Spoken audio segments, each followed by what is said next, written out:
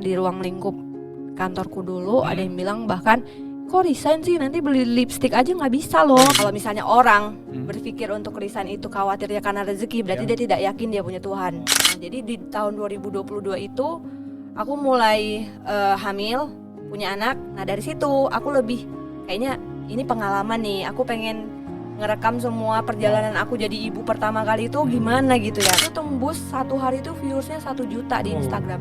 Dari situ naik terus sampai followersnya tuh tembus 10.000. Aku bisa ya sampai di titik ini. Tapi nangis-nangisnya juga aku sendiri yang tahu. Jadi udah selesai masak, udah aku foto, udah aku update, udah aku ngurusin anakku, ngasih makan, anakku tidur. Pas anakku tidur, disitulah aku bekerja. Jadi walaupun orang nggak tahu pencapaiannya, tapi aku bisa sampai di titik ini, aku happy gitu. Itu dalam waktu 3 bulan itu followersku naik 80.000. Karena apa, kontennya akhirnya aku memang menyampaikan konten yang solutif ternyata gitu.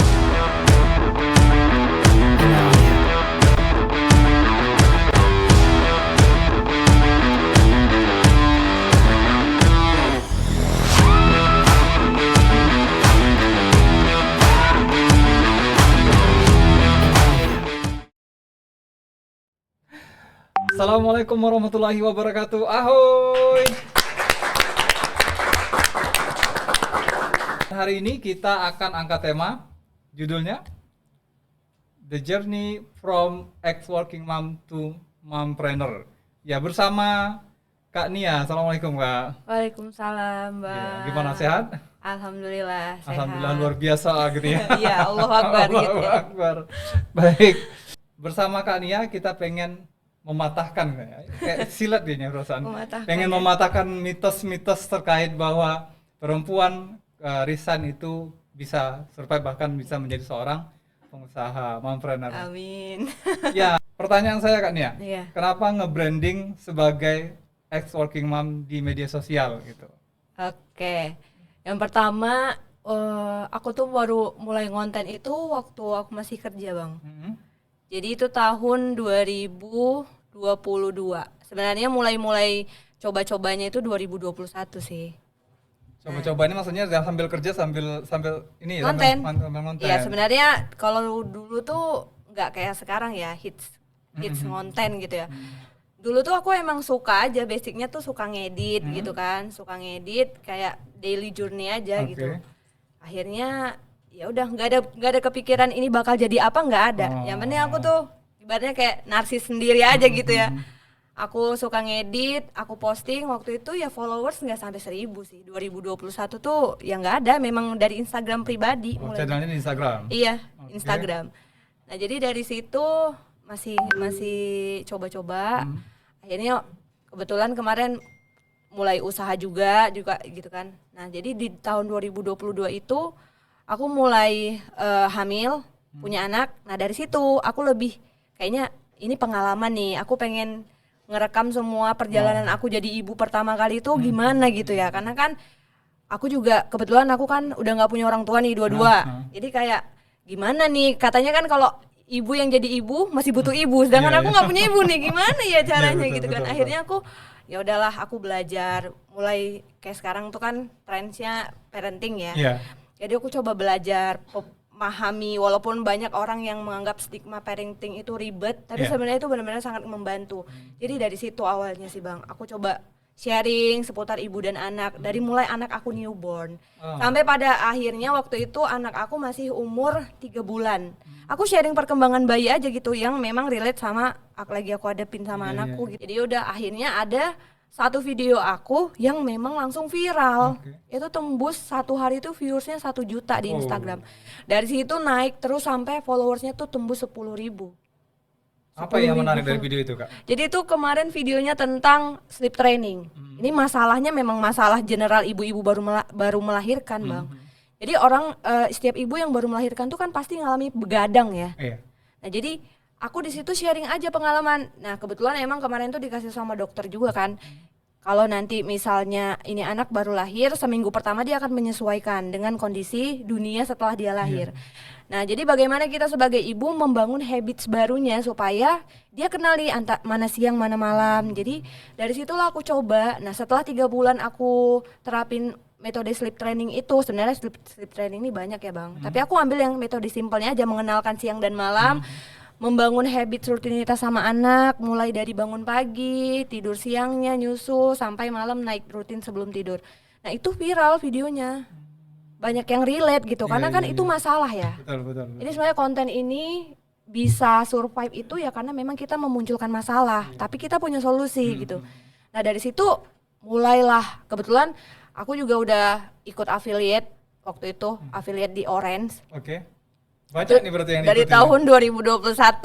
Waktu di awal tuh. Iya, otodidak aja Bang. Aku orangnya suka ini ada hal baru nih apa ya? Aku Belajar coba gitu ulik sendiri gitu kan.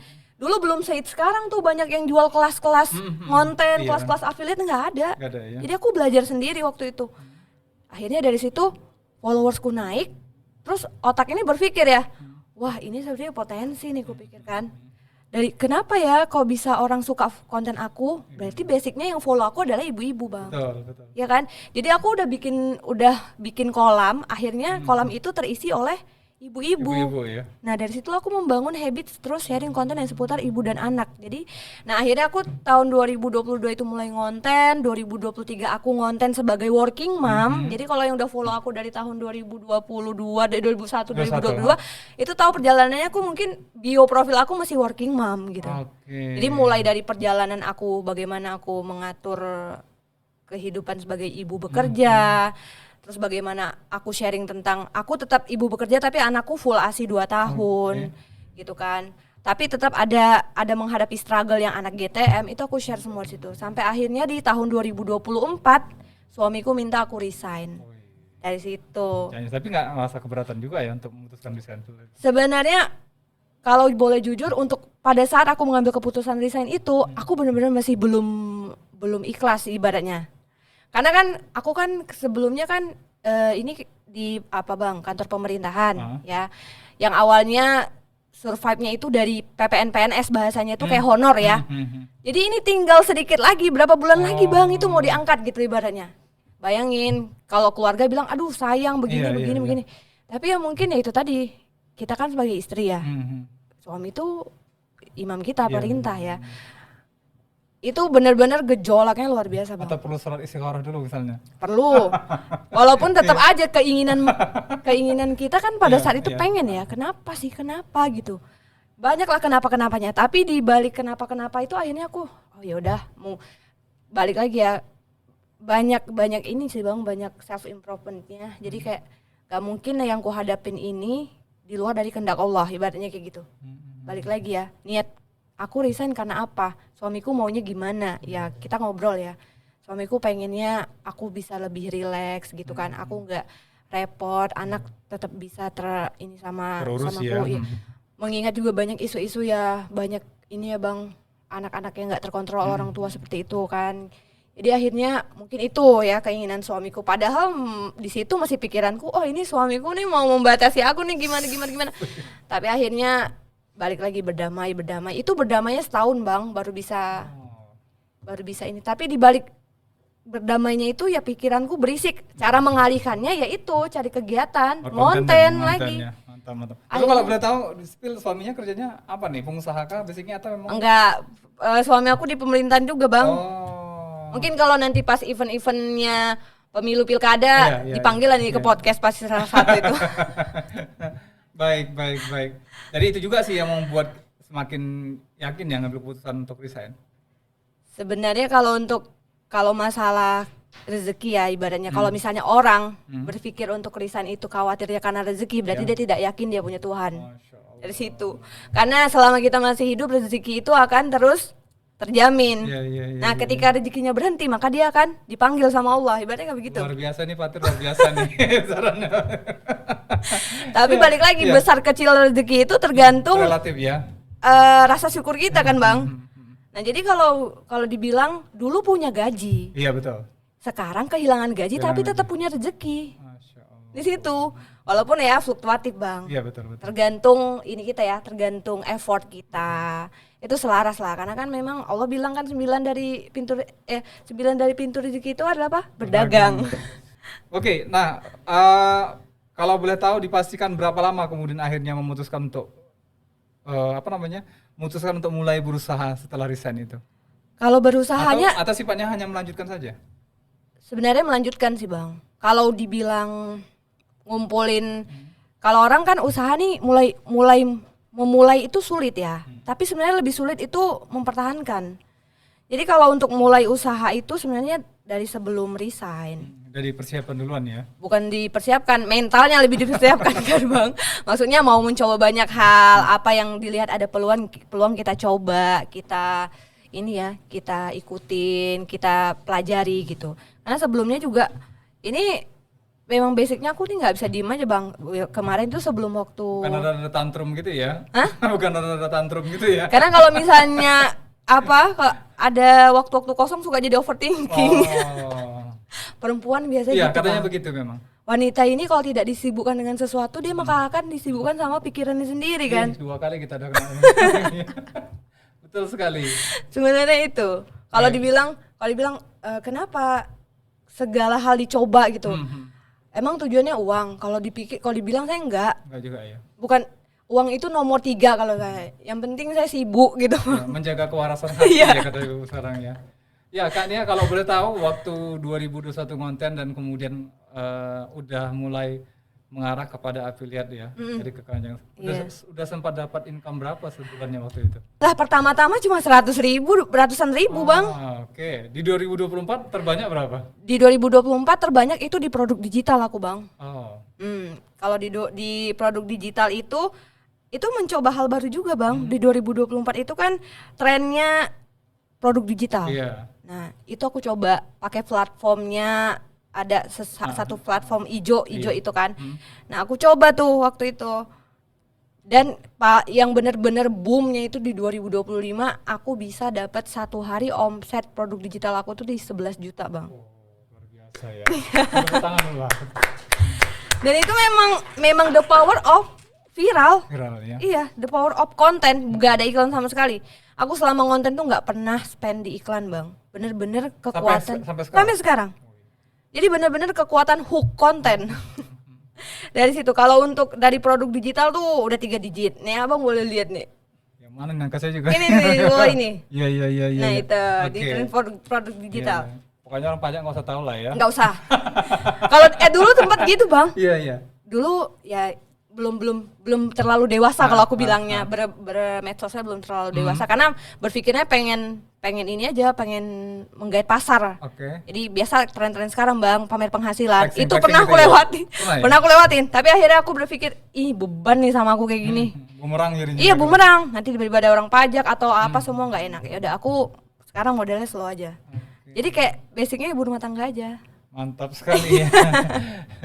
Baik Kak, waktu kemarin resign kan kecenderungannya produk digital. Kenapa enggak? Ya kayak sekarang kan yang terakhir kita lihat tuh kan ada Oh parcel. Oh iya. Kenapa enggak itu dulu gitu konsepnya? Karena kan itu seasonan ya Bang. Itu kan kebutuhannya yang memang trafficnya tinggi waktu saat lebaran doang. Betul. Itu aku mulainya di tahun 2019. 2019. Jadi pokoknya di tahun 2019, 2020, 2021 tuh aku jalani. Jangan-jangan ini kakak ada darah-darah Minangnya juga kayaknya. Gak ada, aku orang Sunda. Biasanya pedagang kan?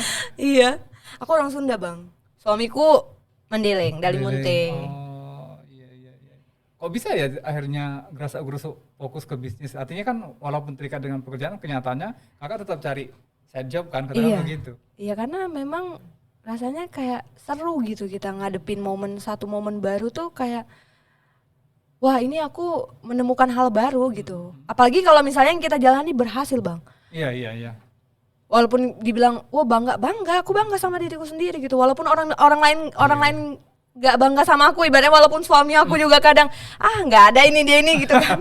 Tapi aku bangga sama diriku sendiri. Pencapaian ya. Iya karena apa ya? Karena ada orang nih bahasa memenuhi dirinya tuh dengan pencapaian Bang.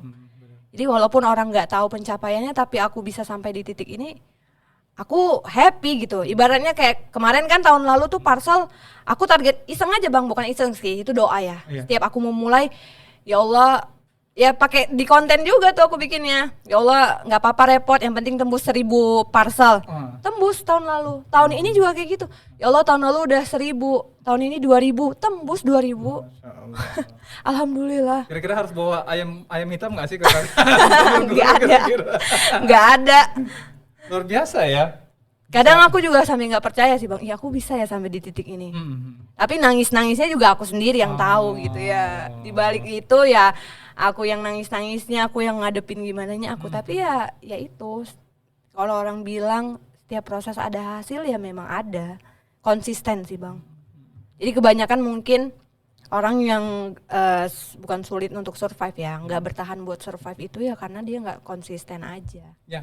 Kania sekarang selain produk digital dan kemudian juga affiliate tadi, selain lagi lapak yang ada toko yang fisik nggak sih yang memang? Nggak ada Bang. Sampai dengan saat ini? Sampai dengan sekarang. Aku bangun bisnis itu semuanya dari rumah, dan aku juga belum di rumah sendiri sih.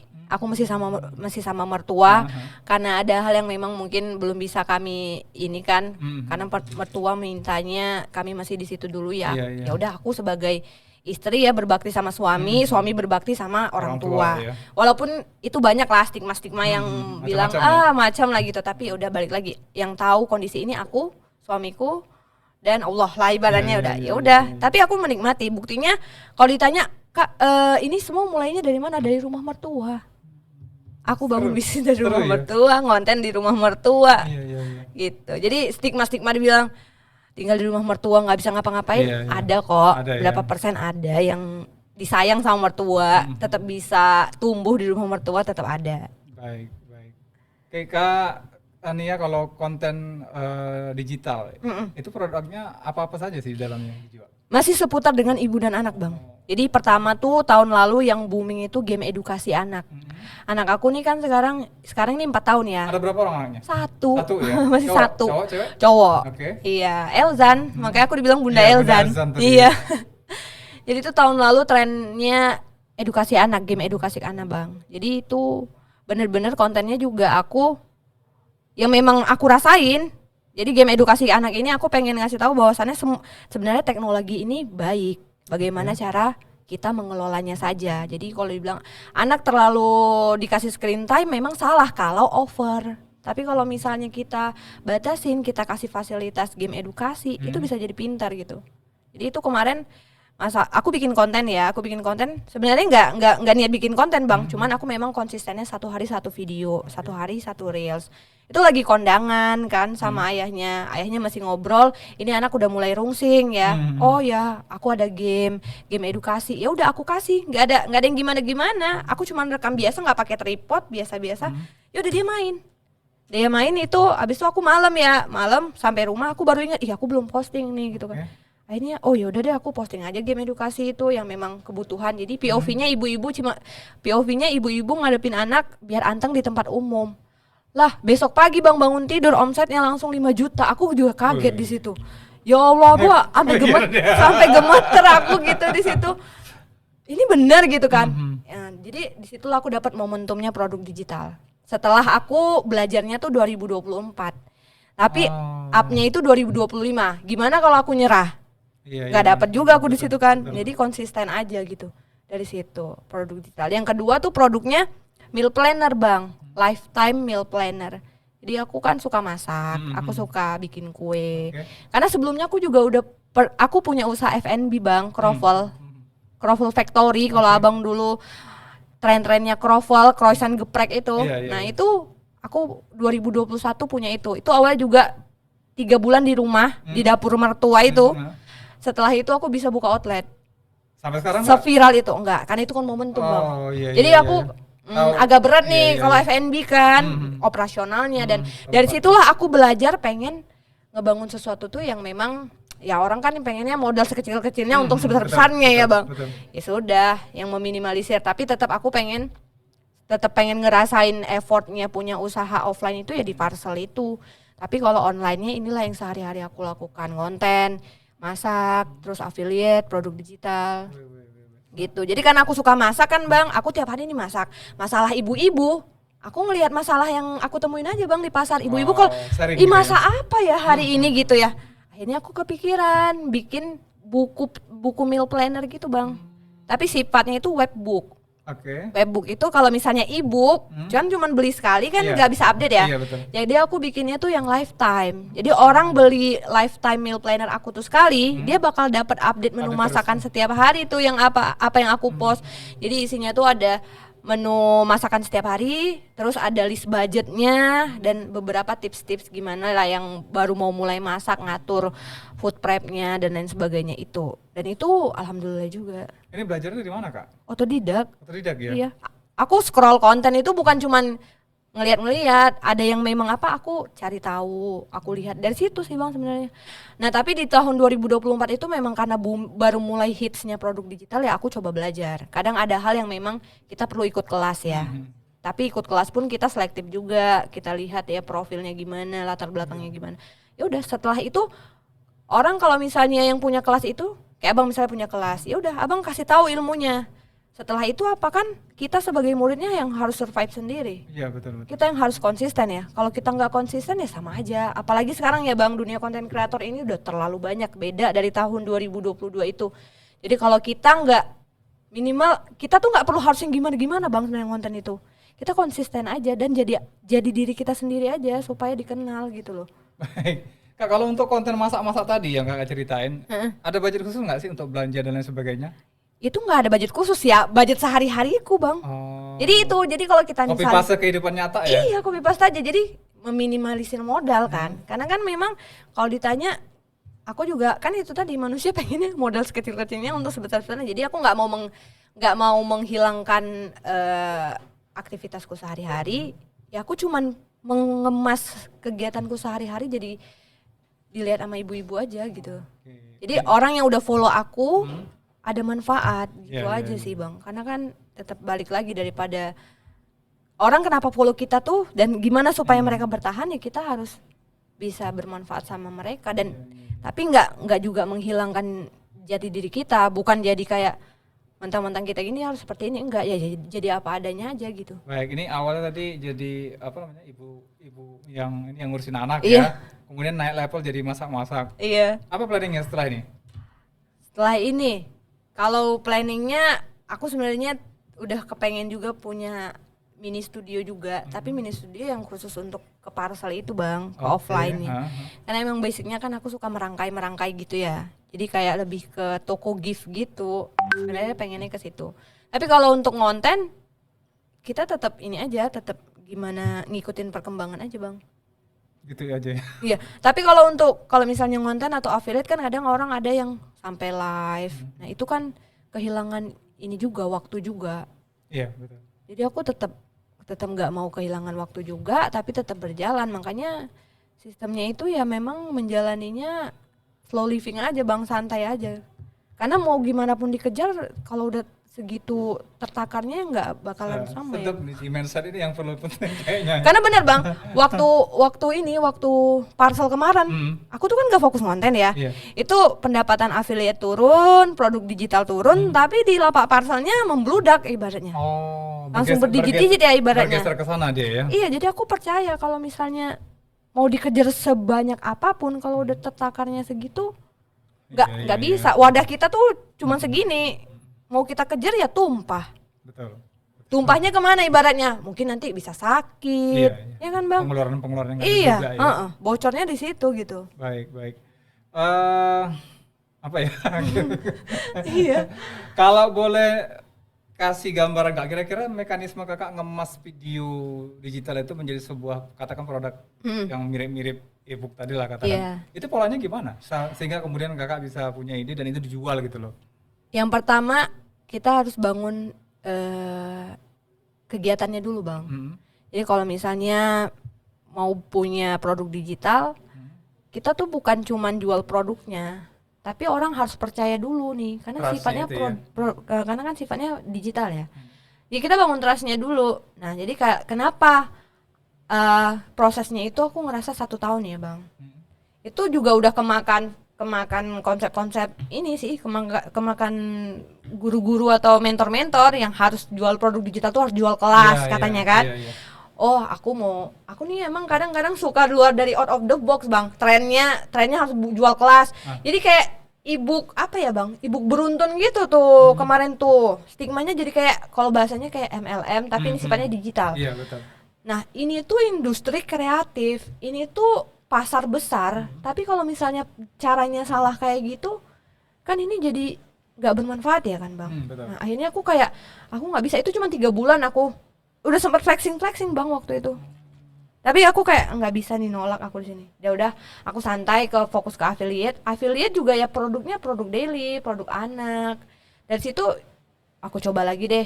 Oh ini ada nih game edukasi. Akhirnya aku ngeliat peluangnya gitu kan. Ini masalahnya apa? Masalah tentang screen time pada anak. Ini ibu-ibu pasti butuh, tapi bagaimana mengelolanya ini jadi bermanfaat dan tidak jadi kecanduan sama anak. Riset juga nggak sih itu, atau memang berdasarkan firasat sebagai seorang ibu saja? Enggak, aku cari-cari juga bang.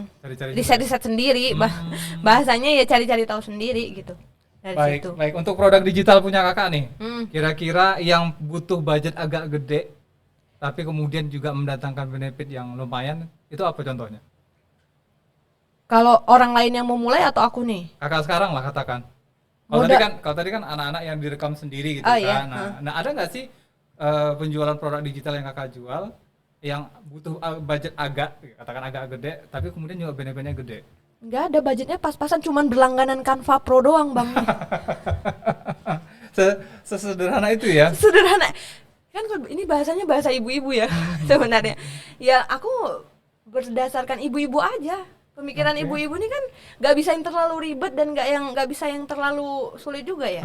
Makanya aku menampilkan konten reels itu ya memang berdasarkan pola pikir ibu-ibu gitu. Nggak ada bang, cuman itu karena kan bikin produk digital itu butuhnya website builder sama desain. Mau pakai apa sih bisa. Kalau aku basicnya emang di Canva kan. Tapi open untuk buka kelas kira-kira? Open. Aku masih ada sih di web itu private. Tapi memang aku nggak terlalu ini. One by one lah ya? Ya, one on one gitu. One on one. Tapi kemarin waktu parcel, aku manfaatin momentum bang. Ini kan aku kan, kalau parcel itu kan modelnya kan aku nyiapin katalog bang. Nah jadi mungkin orang aku nggak punya toko bang. Aku di rumah, aku sewa rumah. Satu rumah itu aku sewa. Tapi memang proses memulainya itu, aku bikin katalog sendiri. Ini kan bikin katalog ada modal ya bang. Betul. Kayak modal ya. Jadi supaya itu modal tidak sia-sia, aku buka lah kelas. Kelas belajar parcel hampers. Momentumnya sebelum kemarin puasa. Jadi dari situ aku ya ini tadi, ibu-ibu kan harus melihat peluang gitu ya. Supaya apa? Karena modal bikin katalog itu kan nggak bikin katalognya gampang, edit-ngeditnya. Produknya kan kita harus spend modal juga untuk situ. Situ. Baik, oke. Ada komentar boleh kita bacakan dulu? Baik, dari Ferdian Sagunawan. Wah, benar-benar inspiratif ya katanya kakak ini. Jujur jarang sih ada ibu rumah tangga yang super kreatif sehingga mampu expand banyak bisnis di satu waktu. Kalau boleh tahu gimana sih kak cara kakak untuk memaksimalkan waktu untuk mengurusi semua bisnis di samping menjadi ibu rumah tangga, dan apakah kurang gede tulisannya, dan apakah sebenarnya goals yang ingin kakak capai hingga melakukan semua usaha ini, katanya begitu. Silakan kak dijawab kak. Oke, kalau yang pertama untuk ngatur waktu ya. Kalau untuk ngatur waktu ya aku cerita daily ya bang. Kalau daily itu sebenarnya kan kalau kemarin yang repot-repotnya itu waktu parcel ya, itu pun aku masih ketempelan anakku bang. Anakku nggak bisa ditinggal. Ini aja tadi ditinggal menangis dulu dia ya. Aku pikir kalau nanti dibawa di sini ibunda nggak boleh katanya kan. Jadi udah aku tinggal. Ya udah aku masih tetap sama anak. Karena kan kalau misalnya kita ngonten ini kita kan bisa stok video bang. Nggak bisa yang ini. Tapi kebetulan memang semua itu terbiasa karena kita sering lakukan setiap hari. Jadi pagi itu aku urusin, mulai biasalah ibu-ibu bang, bangun ngurusin anak, sambil muter cucian, masak sarapan, nyiapin suami. Iya, harus seperti itu kan. Baru nanti aku selesai suami pergi kerja, ya udah aku ke pasar, ke pajak lah ya kan. Dari situ ya udah sambil masak aku standby tripod.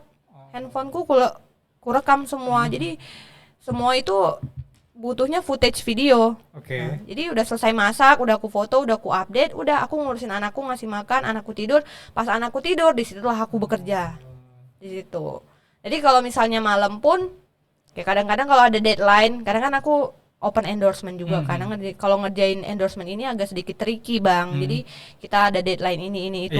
Nah jadi tapi aku agak lebih mengurangi endorse karena itu stres gitu bang. Aku menghindari deadline itu ya. Iya, karena kan kadang ada nggak sesuai sama gaya kita. Jadi kayak aku nggak suka itu juga. Itu juga yang dibilang suamiku, bunda ini nggak bisa diatur katanya. Jadi bagus bunda kerja dan ngatur diri sendiri gitu kata suamiku kemarin.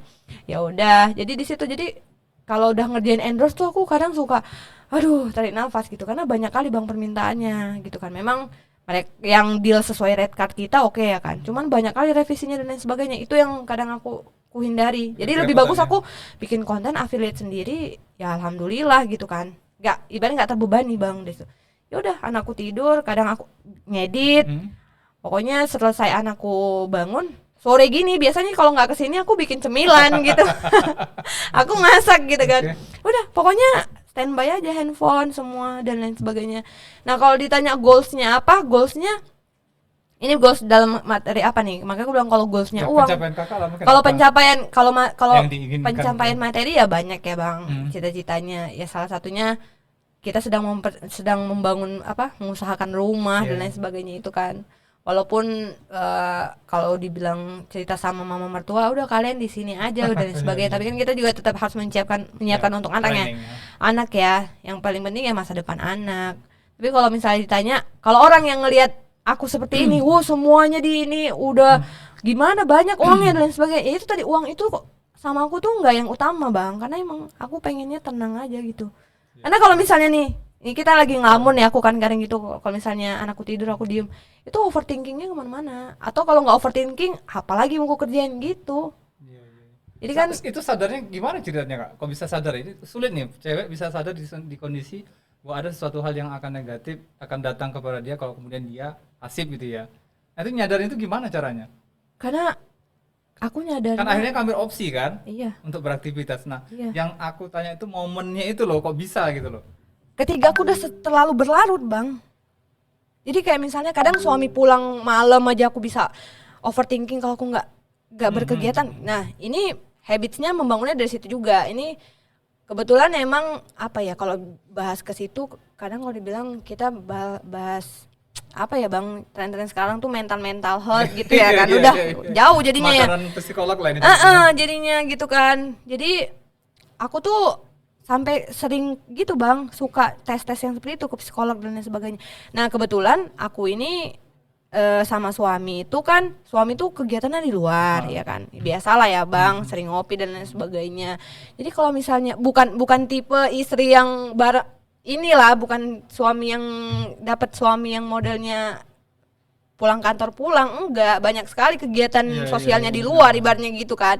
Jadi aku harus nggak bisa nih gitu kan, nggak bisa ini, aku harus juga bisa bergerak di rumah gitu, karena memang seperti itu kan bang, kalau misalnya perempuan ini kalau nggak disibuk. Dapat 2 kali pernyataan ini dari Bunda Kembang kemarin juga seperti itu, salah satu dia kan disibukkan dengan pikirannya. Nah perempuan ini kalau udah disibukkan sama pikiran itu benar-benar bisa sampai ke gangguan mental bang. Benar. Nah, apalagi kalau misalnya pasangannya tidak support, jadi akan jadi bentrokan terus. Nah itu udah sering terjadi sama awal-awal nikah nih aku sama suami bang. Bahkan mungkin suami sampai stres ya, padahal dia nggak ngapa-ngapain, nggak apa. Yang kena gangguan mental suami pada itu ya.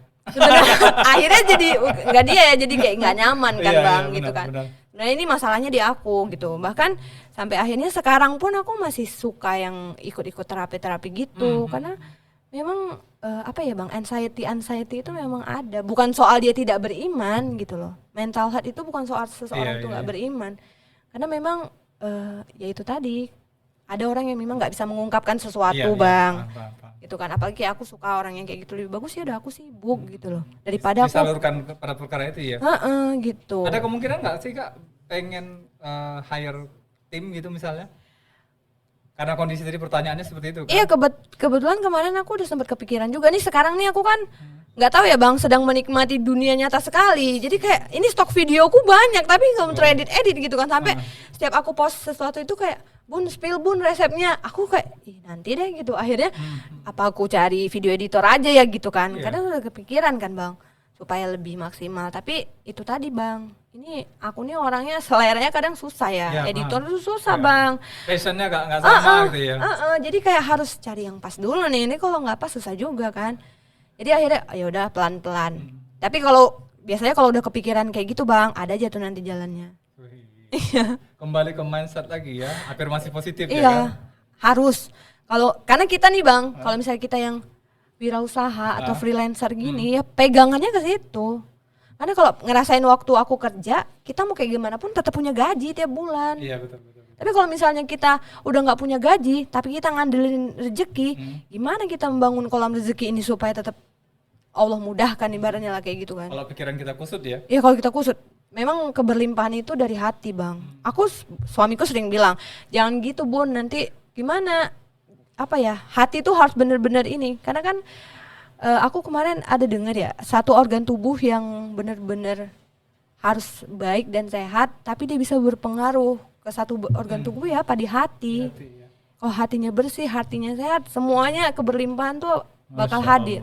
Apalagi nih, sekarang kan lagi tren-tren ini bang, feminim energy itu kan juga kan. Nah itu ada yang bikin salah kaprah, sampai kemarin viral masalah kasus KRL itu kan. Gara-gara itu perempuan harus ini. Sebenarnya feminim energy itu bukan itu. Balik lagi kepada ini, nasihat bahwasannya istri itu harus tenang.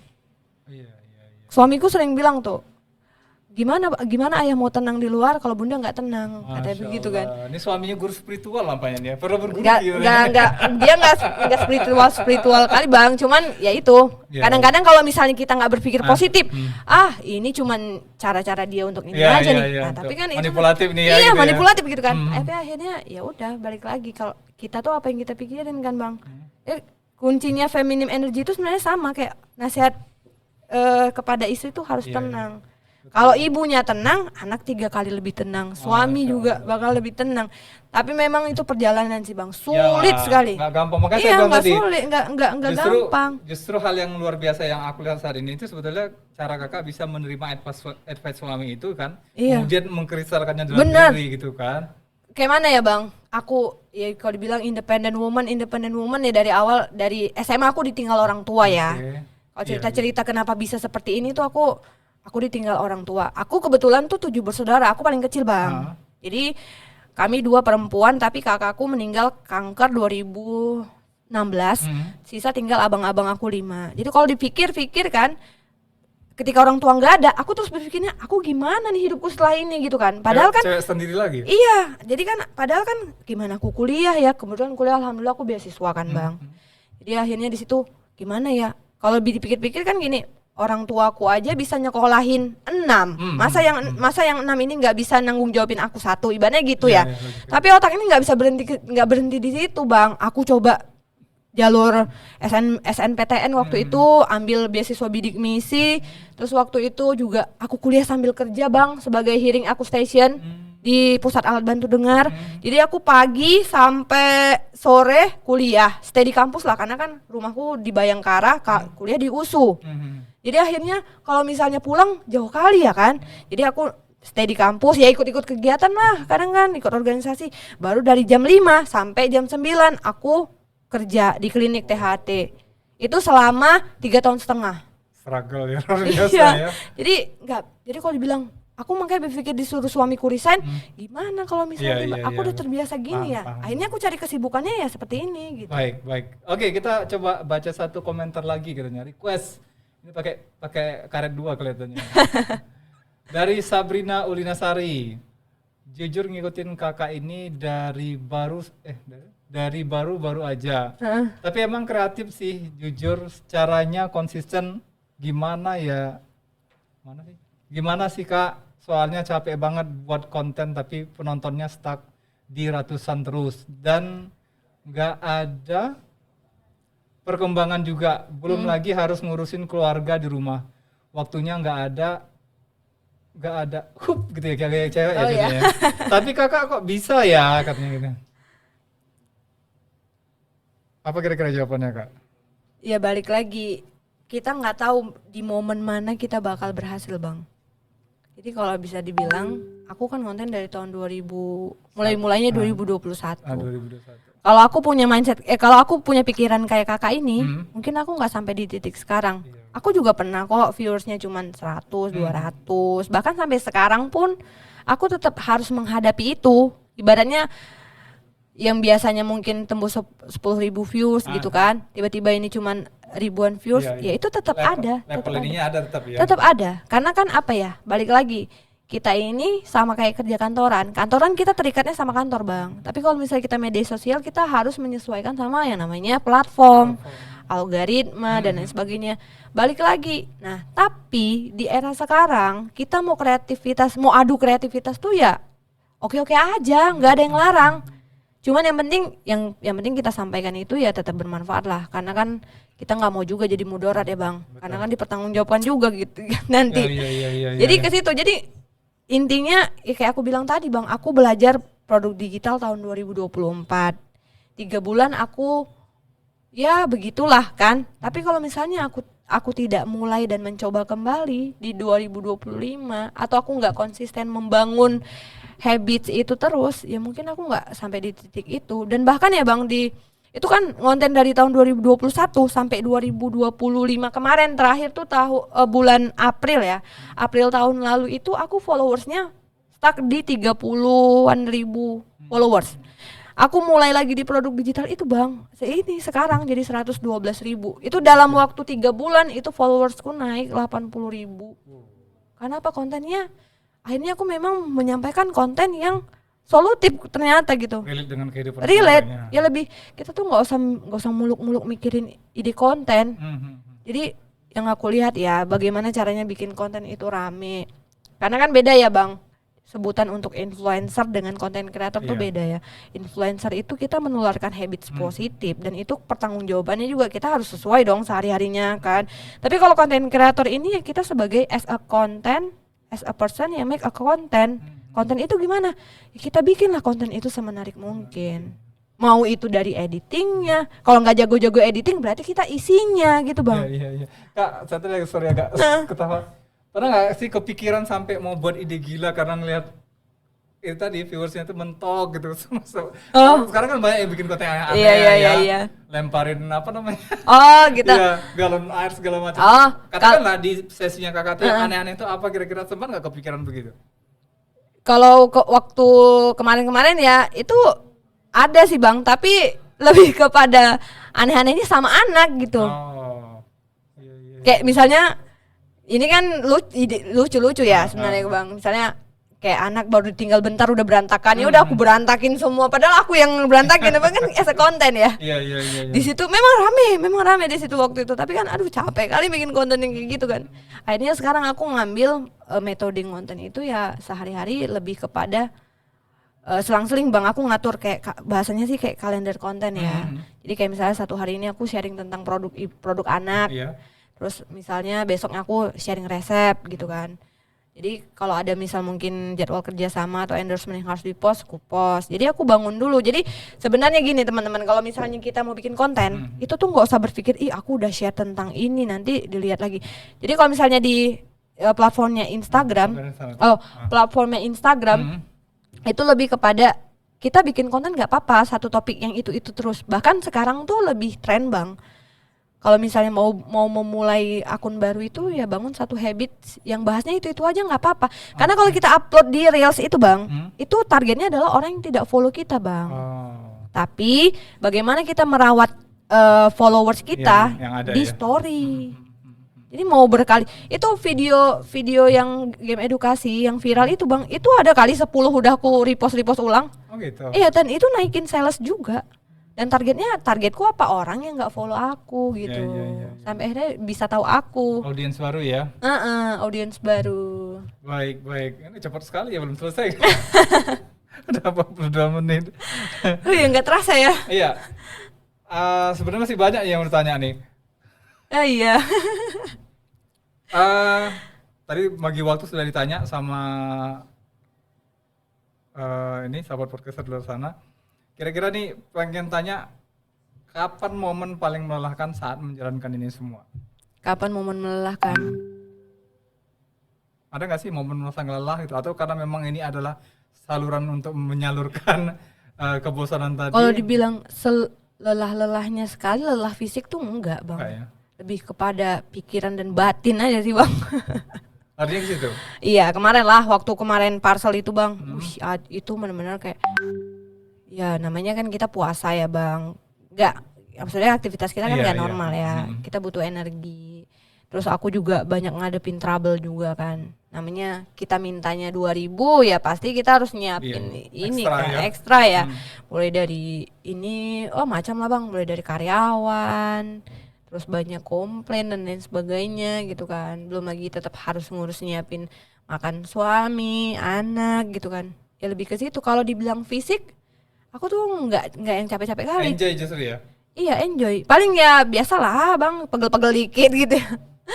Cuman habis itu ya udah gitu. Lebih kepada itu tadi bang, mengelola hati pikiran, lebih ke situ. Menjaga kewarasan hati ya. Cuman kalau misalnya kayak gitu ya perempuan ini cuma bisa apa? Kalau nggak bisa, kadang kan ada juga ya bang, kita terlalu pengen, capek, nanti aku pulang dibilang suamiku udah nggak usah gitu.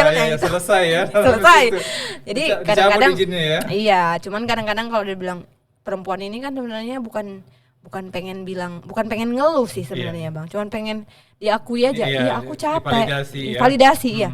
Udah sebenarnya situ. Baik. Kak, kalau boleh ditanya nih, hingga pada pencapaian Kak Nia sekarang ini sebagai ex working mom itu di level sekarang ini, apa pembuktian yang ingin kakak tunjukkan sebagai perempuan ke wanita-wanita di luar sana? Ada nggak sih? Atau memang justru itulah sebagai mesin tergedenya orang kakak sampai sekarang, makanya masih sanggup dan kuat untuk berjuang sampai dengan detik ini? Iya, kalau dibilang apa yang membuktikan inilah titik aku sekarang bang, bahwasannya kayak mungkin ada yang bilang ya, bahkan mungkin di ruang lingkup kantorku dulu ada yang bilang bahkan, kok resign sih, nanti beli lipstick aja nggak bisa loh, katanya gitu kan. Ya udah. Itu kayaknya masuk alam bawah sadar kali ya. Iya. Ini aku mikir gini, ini orang kenapa gitu ya. Kadang kan maksudnya ya udah. Kadang kita nggak bisa buat orang berpikirnya sama-sama kita bang. Iya betul. Jadi kita nggak bakalan bisa mempengaruhi orang bilang, oh nanti setelah resign aku tetap punya rezeki kok. Gak bisa. Jadi kalau orang yang udah terbiasa menikmati gaji, dia gak akan siap bang untuk bisa survive seperti ini. Dan bagaimana untuk mempersiapkan ini bisa siap? Atau misalnya ibu-ibu yang di luar sana working mom, nanti di satu titik, aku pengen resign, gak sanggup aku gini, liatin anakku begini-begini. Ya siapin dulu. Kadang kan orang bilang siapin finansial. Finansial itu ya backup plan aja. Kalau balik lagi sebenarnya satu ya bang, kita tuh perempuan maupun nanti kerja misalnya gitu kan, kita tuh nggak boleh niatnya cari nafkah, bantu suami, enggak. Itu benar-benar bang capek kalau kita niatnya kayak gitu, karena aku pernah di titik itu kan. Jadi kayak ini kok nggak ada hasil gitu kan, kok habis-habis aja gitu, kok bocor-bocor aja gitu kan.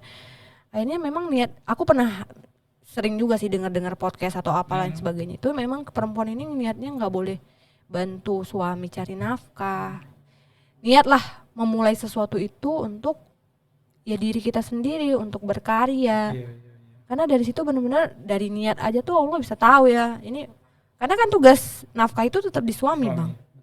Jadi kalau misalnya apa ya, kita semuanya tetap kewajibannya suami. Kita ini ya berkarya aja niatnya. Makanya aku bilang, kalau aku dibilang demi uang, enggak, ini demi aku suka gitu. Happy aja gitu. Walaupun nanti hasilnya nggak ada bang, yaudah aku happy gitu. Gak ada beban juga ya. Gak ada beban. Untuk validasi itu. Gak stres itu tadi yang kayak tadi yang nanya kan.